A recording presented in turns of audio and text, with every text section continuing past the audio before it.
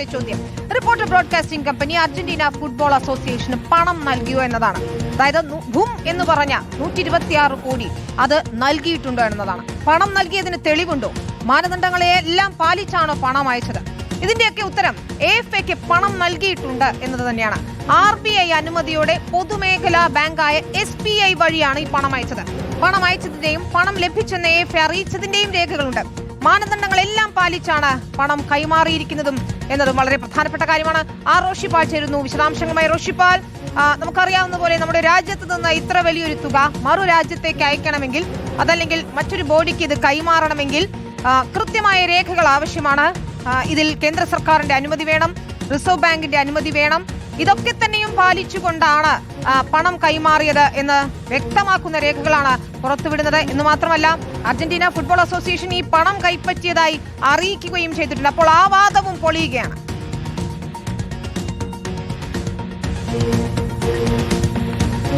വിനിത, ഇതിൽ ഏറ്റവും പ്രധാനപ്പെട്ട കാര്യം, ഇതിൽ റിപ്പോർട്ടർ ബ്രോഡ്കാസ്റ്റിംഗ് കമ്പനി ഇത് സംബന്ധിച്ച് അപേക്ഷ കേന്ദ്ര സർക്കാർ നൽകിയപ്പോൾ അത് വിശദമായി പരിശോധിച്ചാണ് കേന്ദ്ര സർക്കാർ അർജന്റീന ഫുട്ബോൾ അസോസിയേഷന് ഇത്രയും തുക കൈമാറാൻ അനുമതി നൽകിയത്. RBIയുടെ അംഗീകാരം ലഭിക്കുന്നു, കേന്ദ്ര സർക്കാരിന്റെ അംഗീകാരം ലഭിക്കുന്നു, സംസ്ഥാന സർക്കാരിന്റെ അംഗീകാരം ലഭിക്കുന്നു. അവർക്ക് ഇതിന് നൽകിയ അപേക്ഷയിൽ നൽകിയ രേഖകളൊക്കെ യഥാർത്ഥത്തിലുള്ളതാണോ എന്ന് പരിശോധിച്ച് ഉറപ്പുവരുത്തിയതിനു ശേഷമാണ് ഇങ്ങനെ അനുമതി നൽകുന്നത്.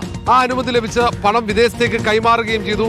ഈ പണം കൈപ്പറ്റിയെന്ന് അതിൽ Argentina football association reporter broadcasting കമ്പനിയെ അറിയിക്കുകയും ചെയ്തു. ഈ കത്തും RBC പുറത്തുവിട്ടു. പണം കൈമാറിയതിന്റെ ബാങ്ക് സ്റ്റേറ്റ്മെന്റും പുറത്തുവിട്ടു. എല്ലാം പുറത്തുവിട്ടു. പക്ഷേ നേരത്തെ പറഞ്ഞിരുന്ന ആരോപണങ്ങളൊന്ന് ഈ എൻ പ്രസാദ് നൽകിയ അന്വേഷണ റിപ്പോർട്ടിൽ പറയുന്നത് പോലെ എല്ലാ കാര്യങ്ങളും ഇന്ന് വ്യക്തം.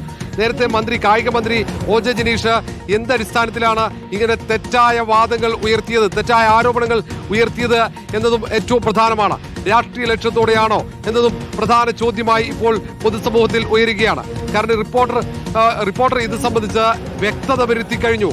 ഈ വന്ന വാർത്തകൾ, പ്രധാനപ്പെട്ട ചില പത്രങ്ങൾ നൽകിയ വാർത്തകൾ നൽകിയത് നുണവാർത്തകളാണെന്ന് തെളിയിക്കുന്ന രീതിയിൽ രേഖകൾ ഒന്നാകെ പുറത്തു വന്നു കഴിഞ്ഞു.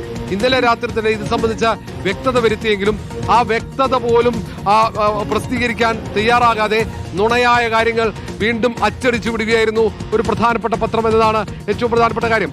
ഈ പത്രത്തിലേക്ക് എവിടെ നിന്നാണ് ഈ റിപ്പോർട്ട്? കാരണം കായിക വകുപ്പിലെ സ്പെഷ്യൽ സെക്രട്ടറിയായ N പ്രശാന്ത് രഹസ്യമായി അന്വേഷിച്ച് ആ റിപ്പോർട്ട് മുഖ്യമന്ത്രിയുടെ ഓഫീസിലേക്ക് കൈമാറിയതാണ്. അത്രയും രഹസ്യ സ്വഭാവമുള്ള റിപ്പോർട്ടിന്റെ പകർപ്പ് എങ്ങനെയാണ് എല്ലാ പത്രങ്ങൾക്കും എല്ലാ മാധ്യമ സ്ഥാപനങ്ങൾക്കും ഒരേ സമയത്ത് എത്തിയത് എന്നൊരു പ്രധാന കാര്യമാണ്.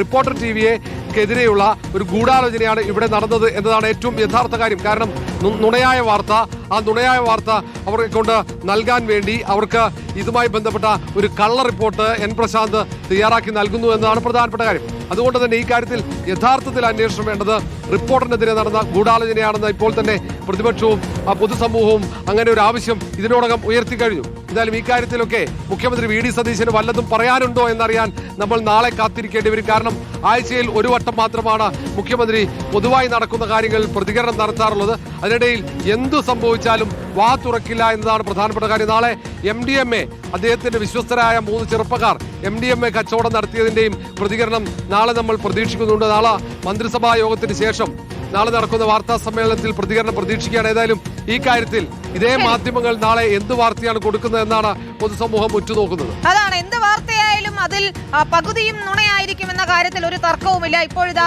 പണം നൽകിയിട്ടില്ല AFAക്ക് എന്നതായിരുന്നു വാദം. അതും പൊളിച്ചുകൊണ്ട് പണം നൽകിയതിന്റെ രേഖകൾ, അതും RBIയുടെ അനുമതിയോടെ പൊതുമേഖലാ സ്ഥാപനമായ പൊതുമേഖലാ ബാങ്കായ SBI വഴിയാണ് ഈ തുക നൽകിയിരിക്കുന്നത് എന്നതുകൂടി വ്യക്തമാവുകയാണ്. റിപ്പോർട്ടർ MD ആന്റോ അഗസ്റ്റിൻ തന്നെ ഇന്നലെ ഈ കാര്യങ്ങൾ വിശദമാക്കിയതാണെങ്കിലും അതൊന്നും പരിഗണിക്കാതെ, ആ ഭാഗം പോലും നൽകാതെ ഇന്നും എന്തൊക്കെയോ നുണകൾ എഴുതി പിടിപ്പിച്ചിരിക്കുകയാണ് മാധ്യമ മുത്തശ്ശി.